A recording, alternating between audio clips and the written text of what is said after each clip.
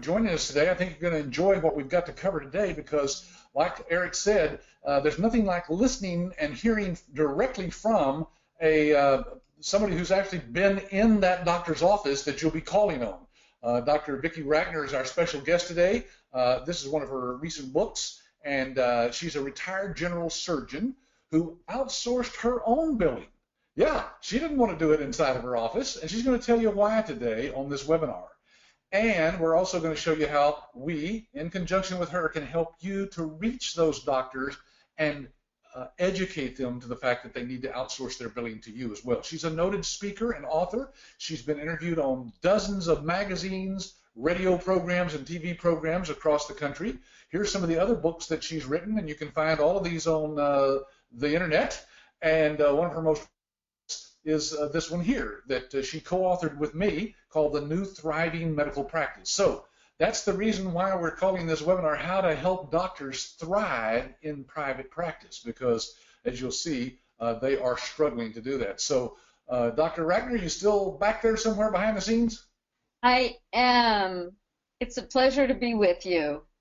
Thank you so much for taking your time to talk with folks who are, again, these are folks just looking into thinking about whether this industry is the right one for them, whether it's real. And so I thought I would just give you the opportunity to go through and just show us all that you know about this industry and how to approach doctors, because that's the hardest part about any business, right? Getting those clients. This is something you said to me, or maybe it was on one of your webinars that you do for some of your other clients that are trying to engage with doctors. But you just said, well, Patrick, here's what it boils down to. If I were investing with ABS and wanted to become a licensee, I would like to know, one, that there's a market. That's a good thing to know, right? Yes, there is a market. There is absolutely a market, and a growing market. I started thinking about all of the famous brands that have gone under. When you make an investment in a business opportunity, you want to make sure it's a growth opportunity. And healthcare is something that is not going to be shipped overseas. Well, parts of it are, but this is an industry here to stay. So this is a solid industry. You have a solid business opportunity.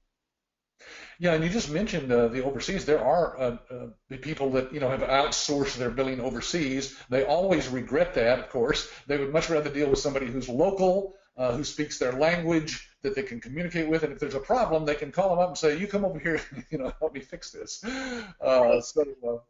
Exactly. And then too, the other questions are, are you going to help me get clients? Because the truth is that building business relationships with doctors is not easy. It's challenging. And that's good news for you, because if you've got insider secrets, that makes it easier for you to engage those doctors and be further ahead than your competition. And third, I think what I'd want to know is things are changing right now. We're in the third year of the Affordable Care Act right now.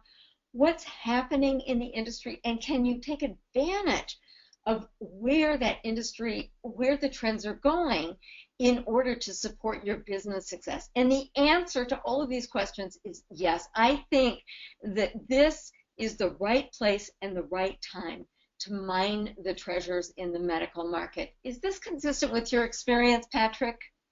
Well, yes. In fact, I'm convinced even more. We signed up more private practice doctors last year than we had in the previous years, because I think all of these things that are changing in this industry are causing doctors to say, now wait a minute, I was trained to take care of patients, and yet I'm spending part of my time and my money in my staff doing the billing.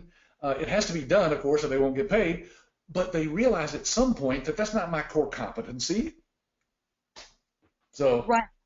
And physicians are paying a price for this. And the prices are on two levels. The first is a financial price. Now, everyone thinks that doctors are rich.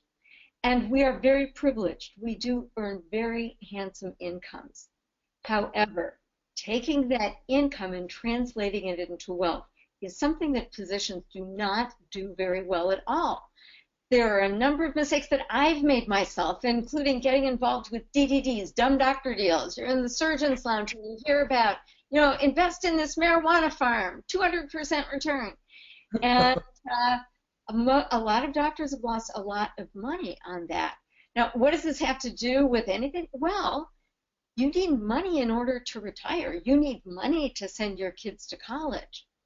And if you feel like you're painted into a financial corner, you don't make good choices. So Right. a physician's ability to generate a reasonable revenue, not just to support their family today, but to plan for tomorrow is critically important. And what this book is about is that we physicians might know an awful lot about how to help patients get healthy, but we do not do a very good job with our own financial health.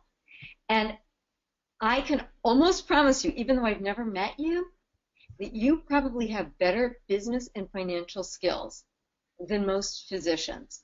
I'm not sure that you'd want to do, neurosurgery, but in terms of doing precise surgical procedures on office finances, you're the man or the woman here.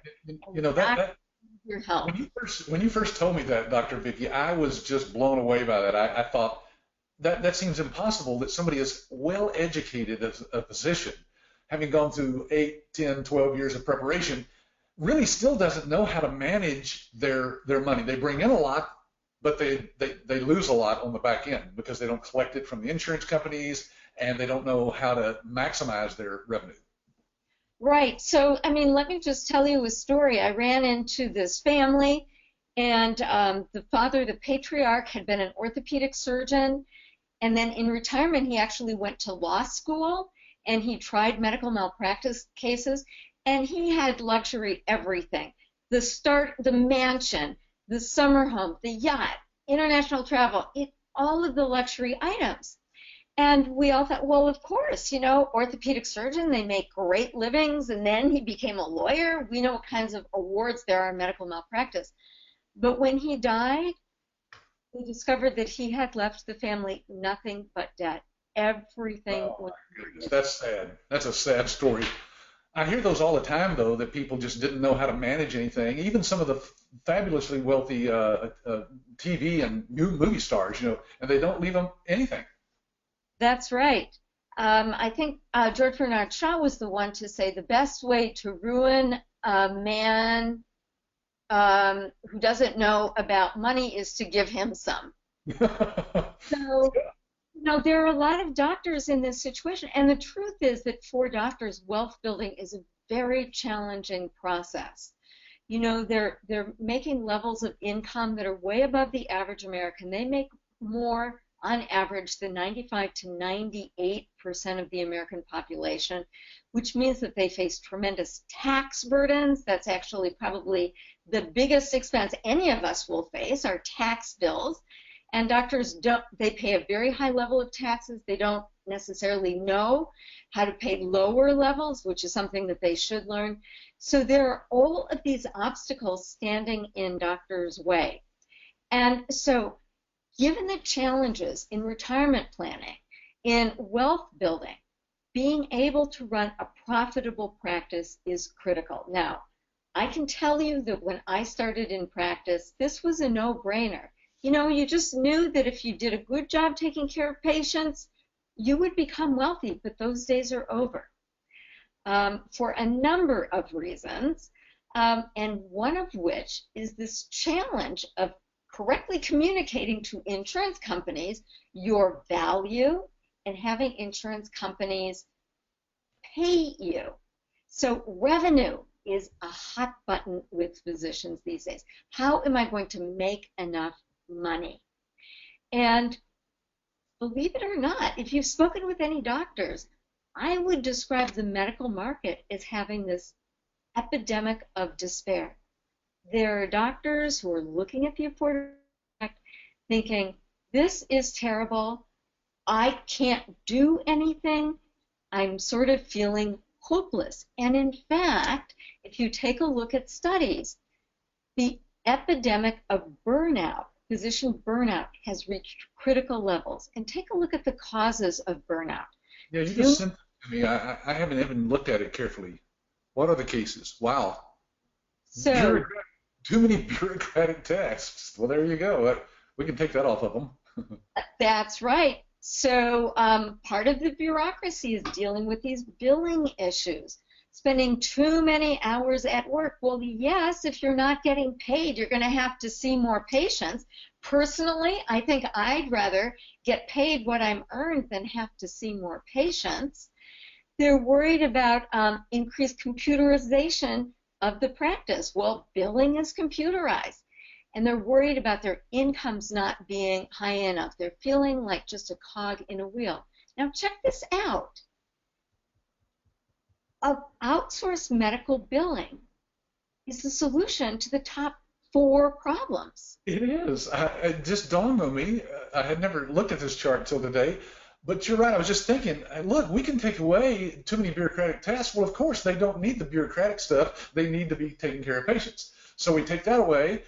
Spending too many hours. Why? Because they spend all day probably seeing patients, and then after hours trying to manage that, that revenue thing, and then increasing computerization. They don't like it, so we can take that off of them completely, so they don't have to invest in software and hardware and all that stuff. And then, of course, their income's not high enough. That's what we do: is focus on maximizing their revenue. Absolutely, and you do it in a user-friendly way. I mean, doctors have a lot of options about how it is that, they're going to get paid. I will just tell you from my own personal experience, I used to use a PC, and then my son convinced me to use an Apple, a Mac. And one of the things I loved about having a Mac is you could actually call somebody for help. Like, you didn't feel like you were alone with this. Somebody knowledgeable and friendly was there to help, and I so value that. And so, doctors could buy billing software, they could send their staff to courses, but the stakes are so high with this billing stuff. And if you've got somebody in your financial corner, somebody that you know is taking good care of this, doctors are happy to make a switch for that, just like I made a switch from being a PC user to a Mac user. Good illustration. I wish I could convince everybody in the world to become a Mac user. It would be a much easier world to deal with. Well, here's the point. This illustrates beautifully what we take doctors from. They're in despair of all the different things that they're dealing with, as you saw from the previous chart. And we can bring hope to those doctors. And Vicki, we're losing doctors right now because they're just burned out, like that chart said, and we need to help them thrive in their own practice. Absolutely. So your mission, I mean, I know that you think that you're in the revenue management business. I would argue you're in the business of helping physicians thrive. And you are keeping a segment of doctors that we really, really need. When doctors are employees, they're told what they can and cannot say. I was actually the health and wellness expert for a chain of family drugstores. And I was always thinking, how can I deliver more value? And I thought, I know, why don't I go out into the community and interview the industry experts among various disease processes? And they thought it was a great idea. So I called one of my buddies who does sleep medicine. He used to be in private practice, but then he sold his practice to the hospital. And he said, well, I'll have to run this up the flagpole. And they actually told him that he needed to decline this opportunity to get in front of potential patients because, well, it was just going to take too many resources on the part of the hospital. So, he lost his voice. When physicians are forced to sell their practice to the hospital or clinic, and they do that because of financial reasons, they feel like they've lost their autonomy. It's sort of like if you take a wild animal and put him in a little, cage like they used to have at the zoos, like a prison cell. It's very frustrating for physicians. There are physicians like me who want to be our own bosses. We don't want somebody telling us what to say, when to say it. We want to be our own bosses. And you are actually there giving them the chance to do what they love to do.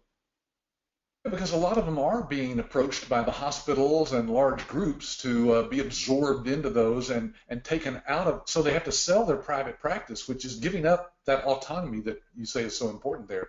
Hey, I'm just going to mention here, Dr. Vicki, if it's okay, that people who typed in their name there in the question box Go back to that question box, folks. If you have a question that you want to ask Dr. Vicki, this is your chance to ask a real physician, an MD, the questions about this business, and we'll take those as they come in here, and I'll read them out as they come in. So just find the question box there, and we'll start answering some of those. Ooh, all right. Every time I see that picture, I cringe. Well, you should, because physicians cringe every time they think about the Affordable Care Act.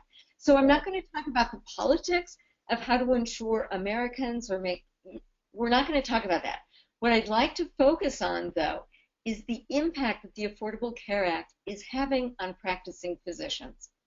And no matter how you slice it, it is painful. Successful physicians who already have good relationships with their patients have nothing to gain by the Affordable Care Act, and they've got a lot to lose. So it's estimated that in order to pay just to have all Americans insured, not get their health care, but just give them insurance, it's going to be between $1 and $2.8 trillion. Wow. That's a big bill. That's a huge bill. Yeah. And if you think about our deficit, it's actually very, very frightening. So how will we pay for this? Well, here's what the administration says.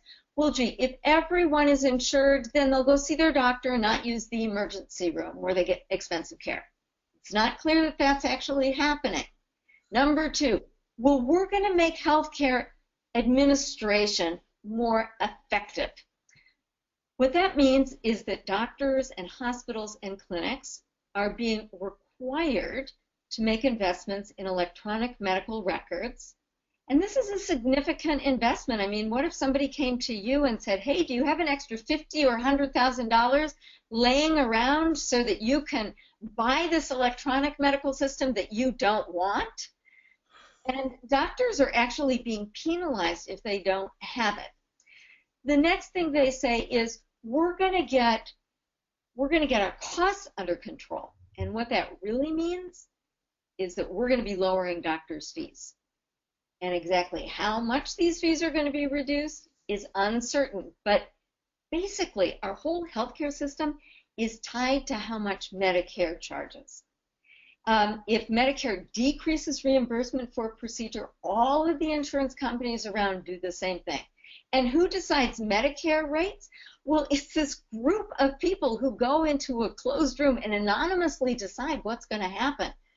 So it's legislated. So basically, doctors' income is legislated by Congress. It's all tied to Medicare fees. And doctors are unhappy about that. So all of these issues wreak financial havoc with doctors. And the worst part for doctors is that nobody asks them. Like, nobody asks their opinion. And I'm sure you've been in the situation where you've sort of felt like you're a victim of circumstances, and you would have loved to help co-create the circumstances because you would have done a better job. Well, that's how doctors are feeling right now. Yeah, I never thought about it that way. Here's a question. Rakesh has said, Dr. Vicki, greetings of the day. Do large groups give the business, or is it private practices? If so, can you give a little info and approximate ratio? I might even just start out by saying to Rakesh there, I think what he's saying is, where do you get most of your business? Well, most of our licensees get their business from smaller private practices. I'm talking about 1 to 6 providers or doctors inside the practice. However, we have licensees who have signed up large groups, I'm talking about 30 and 40 doctors in the groups. So we can sign up both. I would say, Rakesh, that it's at least maybe 95% is from the private practices. So I don't know if you can add anything to that or not, Dr. Vicki, but I knew that's what he was looking at there, I think. Yeah, so I think private practice is really where the opportunity is. And if I were a licensee, what I would do is I try to work with the highest earning physicians. So I would take a look at physician compensation studies, and you do have access to this through ABA. And I would target those high earning physicians, because as a licensee, you're going to collect a percentage of what the doctor bills. Yeah. High earners, kind of like general surgeons. Well, General surgeons are one, but personally I go after the orthopedic surgeons, the cardiothoracic surgeons, the neurosurgeons. I just go to the top, to the elite. Because personally, I'd rather send out a bill for $10,000, $20,000 than 200 bills for $100. Yeah, that makes sense. And some surgeries could be several $1,000s, couldn't they? Not several thousand, tens of thousands of dollars. Wow. Okay, hey, we got to move along here. I'm going to show a chart here that you showed me about retirement preparedness from 2013. And boy, doesn't look like most doctors are ready for that. Half of doctors are behind where they want to be in retirement. This has gotten so serious that the AMA is actually looking at criteria to assess a senior physician's competency. My dentist is in his 70s and he does a great job. I'm going to be really sad when he retires. But what if a 70-year-old surgeon is working because they can't afford to retire? So more and more doctors are in that situation. You can help them by helping doctors collect what they've really earned. And Patrick, didn't you say that on average, physicians are walking away from about 30% of their revenue from the insurance company? They're just walking away? Well, yeah, they get denied claims, and then their staff doesn't know how to follow up on those correctly. They don't have the right technology and knowledge about how to, go after that money, and so they just write it off at the end of the year, which I'm sure they'd rather have another $100,000 in the bank than to just have it as a write-off, Right. So if they get their billing on track, their retirement preparedness is going to look much different too. Yeah. So, hey, I do see a pic, Michael, I see your question, and Bo, we're going to go a couple more slides here before I address those, though. So tell me what B2C, I know that's business to consumer marketing, right? And B2B, business to business. Right. So the question is, what model is the licensee? Is it B2B? Is it B2C? I would argue it's neither. I would argue that doing business with doctors is sort of its own entity, and I call it B2D, doing business with doctors. Okay, so what's the difference? It has to do with doctors' dysfunctional relationship with money, which is why I wrote the book, The Myth of the Rich Doctor. So as a business person, you understand that you exchange your value for money. Well, doctors don't think about money. They don't act about money in the way that standard business people do. And I think that is really the biggest challenge with client acquisition. But if you understand how physicians think, if you understand how to approach them, you are in a much better position to actually engage them. So their pain is your business opportunity. And Patrick, can I tell the Shark Tank story? I love this story. Sure, yeah. All right, so I love this show, Shark Tank. I'm always learning about business. So a doctor entered the Shark Tank to get funding for his company that sold synthetic cadavers. Synthetic cadavers. This is synthetic cadavers. Human body, but it's just made out of rubber and plastic, I guess. Exactly. So this is $1 billion industry. This guy already had like $10 million in sales. The sharks were all engaged, and I thought, this guy's going to get a 5-shark deal.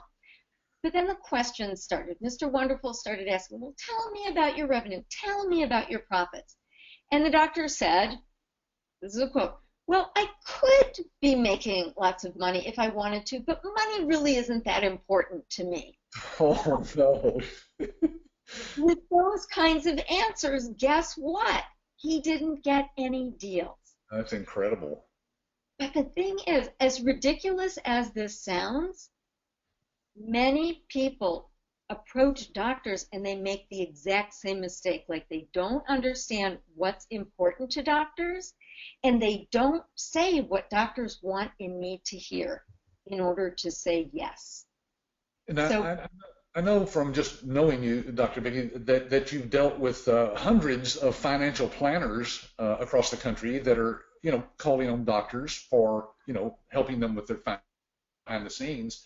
Do they all find this to be true, what you're telling us here? Absolutely. And in fact, once they understand that doctors are not motivated by money, You know, if you go in and say, doctor, I can help you make more revenue, that may or may not attract their attention. What doctors are inspired by is service, is making a difference. So with the financial advisors, I coach them to think about wealth as the freedom to do what you want to do when you want to do it. And what I invite you to think about as a licensee is you are giving doctors the freedom to get back to the joy of clinical medicine.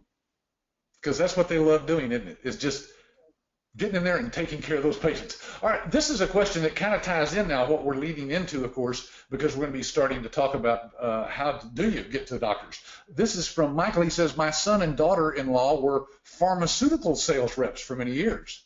Their biggest challenge was getting to the doctor. As a doctor, Dr. Vicki, how do you recommend that an ABS representative approach a doctor? Wow, that's a whole nother... Well, in fact, in our training class this week, we spend a full day on the different methods that we've come up with. But in general, what do they need to think about? Well, you've heard that old expression, people work with people they know, like, and trust. So if you want to conduct business with doctors, you want to conduct yourself as one. And the word doctor comes from the Latin root meaning teacher. I think the very best way to build a relationship with doctors is to help them, is to deliver value, is to help improve their condition. It's kind of like if you go to the grocery store, somebody is going to give you a little taste treat, a little sample. And every time you engage doctors, especially with content marketing, you have the chance to give them a little sample of the kind of value that you deliver. Yes, and you know, a lot of people are not familiar with that term, content marketing, so I found a little quote here on one of your websites, I think, that says if you deliver consistent, ongoing, valuable information to buyers, they ultimately reward you with their business and loyalty. And that's what we do on these webinars, Dr. Vicki. If you think about it, all I've done for the past 10 years is do these webinars, try to give as much content, as much information about our business and our opportunity, and then people make their own decisions. It may not be for everybody, or they may not can come up with the $25,000 that it costs to invest in our business opportunity. But the point is that we can't give too much information nowadays. People want that, they love that, and they will reward you with their business. If you're giving them more information than your competitor, they're going to want to do business with you because they know that you're the expert. Absolutely. So doctors behave in a very interesting way.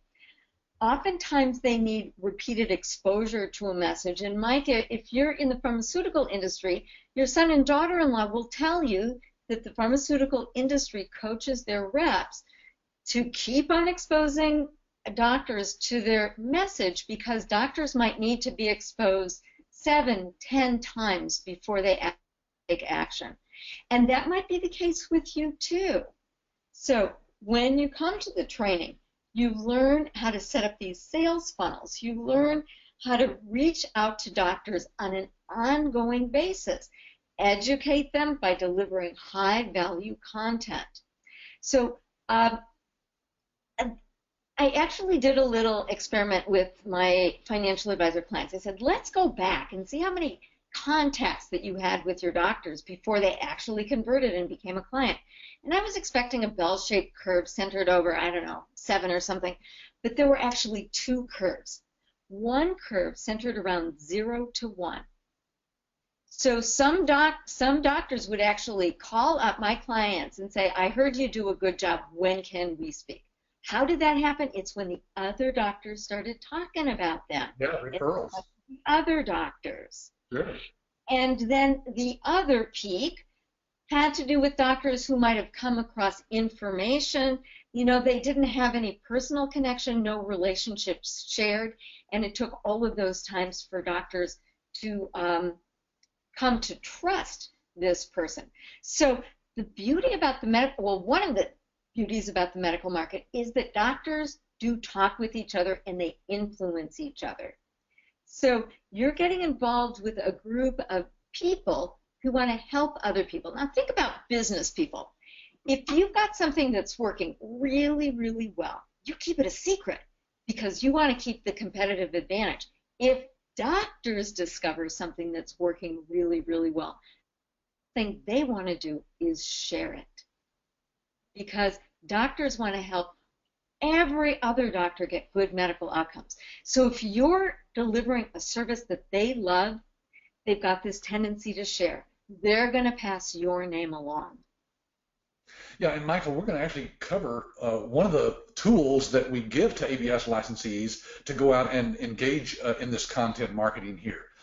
So I had this slide on the screen there for a while. I guess everybody's read it. But anyway, content marketing is basically delivering information that makes your buyer more intelligent. And the smarter they are, hopefully, they look at you as the answer to what they're looking for. And of course, there's all kinds of ways to do content marketing. We go through a lot of this in our training class that we do down here in Dallas. We have a whole week to go through a lot of stuff there. But one of the last thing you see there is books, using books. Well, how could you do that if you haven't got a book? Well, we just happen to have a book, don't we, Dr. Vicki?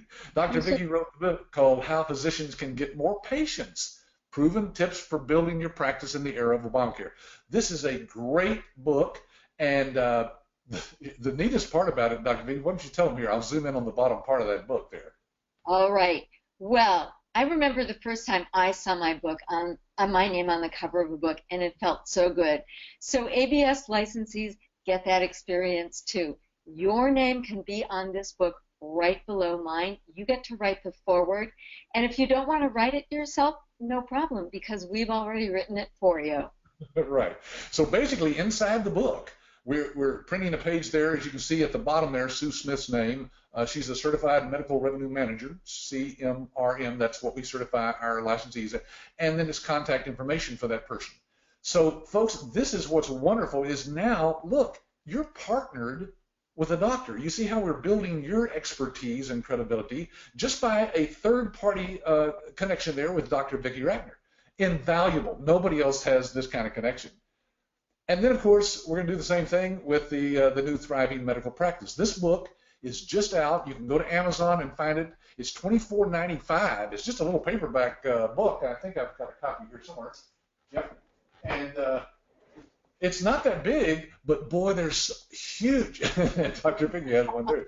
This has got huge value to it, folks, to a doctor. $25 for a book. They're paying $100 for some books, aren't they, Dr. Vicki? They sure are. I tell you about this, folks, because I don't want you to go out and order it. Listen, again, we can give this to you electronically. I'm just going to suggest that you get back with the person who sent you the email about this webinar. That's what we call your business coach. Just tell them, Eric or Sarah, I'd like to have a copy of the new Thriving Medical Practice, and they'll. Now here's the back cover of the book. I'm going to zoom in there just on that list of bullet points there so you can kind of see some of the topics that we cover. Wow, Dr. Vicki, if I were a doctor and just looked at that right there, I would want this book. I mean, I want to know about every one of those things. It's compelling. It is, and I'll tell you, I once calculated that I have spent as much in my own business training on coaches and mentors and courses as I did in medical school. Wow. You know, this, and Patrick, how many years of experience do you have? So this is an information-packed book, and I don't really think that there's anything like this in the marketplace in terms of helping a private practice physician just know how to really thrive in this difficult time.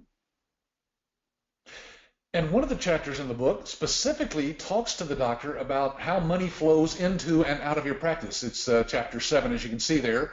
And look at all the topics there that we're covering in this book, folks. The great part about this is that throughout this chapter, here's another page because this chapter is a long one, as you can see, lots of stuff in there. But look on the previous page there, right down at the bottom, the case for outsourcing your billing now. You see, we're selling the doctor on the thing that's best for him in private practice, and that is he should outsource that billing. Huh? Or her. Oh, him and her, right, thank you. So anyway, we're going to show you how to use this as a tool, an educational tool. Now, folks, you'll be able to buy these books from as an ABS licensee for $4 a copy. Yeah, that is a great business card. We're going to teach you how to put your name right in the front cover here. so that they'll know who gave it to them. And we're also going to show you how to mark that book up. Through our week-long training, we go through a session where we actually give you a copy of this book and have you mark right along with everybody else and highlight right there in the book the passages that you want to jump out at the doctor. And then we put little red sticky tags on there so the doctor can find those tags. So look, when you give this to a doctor, it's very compelling for the doctor to see these little red tags and go, I've never been given a book that has all this. And then they start looking at the highlighted passages, and they're sold. I mean, we've just zeroed in. Hopefully, they want to read the whole book, of course. But that's how we use that book. So that's one of the ways, Michael, that we're going to help with your son and daughter, if either one wants to get involved, or if you want to get involved in the business. Dr. Vicki, I'm going to go one more here. This one is from Bo. He says, Dr. Rackner, what was your first and most obvious objection to outsourcing your billing when you were in practice? And what would a consultant say to you to stop you in your tracks long enough to listen to their valid proposition? All right. So here's my story. When I got out of residency, I went into practice with one other partner. And he had somebody who had been there for a long, long time. And she did all of the billing. And shortly after I arrived, she went on vacation.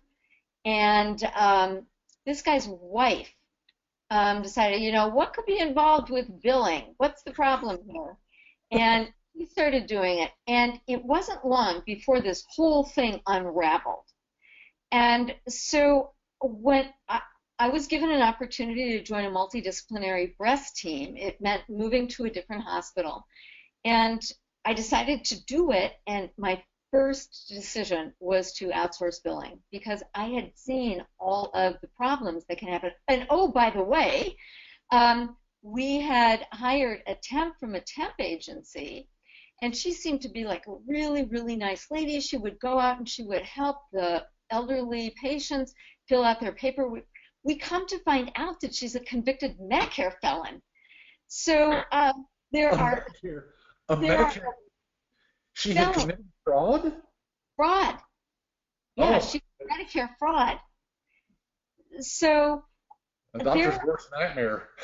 It is a doctor's worst nightmare. Plus, if you look at all industries, medical practices are the organization that have the highest rate of embezzlement.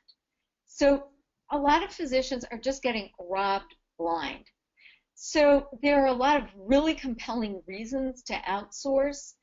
I'm just thinking about a friend of mine whose office manager stole her entire retirement, and it was gone before she had any clue that there was a problem.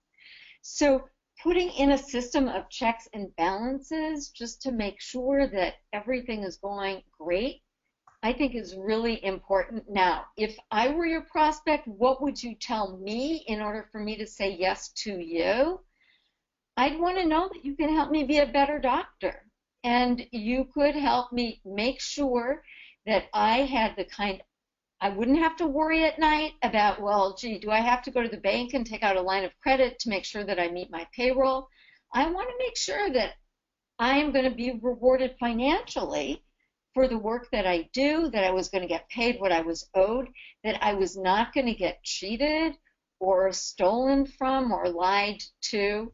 And I think outsourcing billing solves a lot of different problems. And when you're speaking with a prospect, part of what you need to understand is to really listen to them. And one of my favorite questions is, if you had a magic wand and could just solve one problem, what one problem would that be? And that gives you an idea about how you want to frame the value so that you're most likely to get them as a client. Yeah, I'm sorry, I got a bunch of things beeping at me here. I tell you what, the more I think about it, the more I realize that what you said one time to me, and I think we skipped this slide here, but let me put it. This is the story of Sutton's Law. And why don't you talk to him about that for a second, because it's fascinating how that. So the number one reason to really seriously consider this business is Sutton's Law. So here's Willie Sutton. He was a bank robber, and he said, well, they asked him, why do you rob banks? And he said, well, that's where the money is. And the medical market is really where the money is. According to the U.S. Department of Labor statistics, 9 out of the 10 top earners in the U.S. call themselves doctor.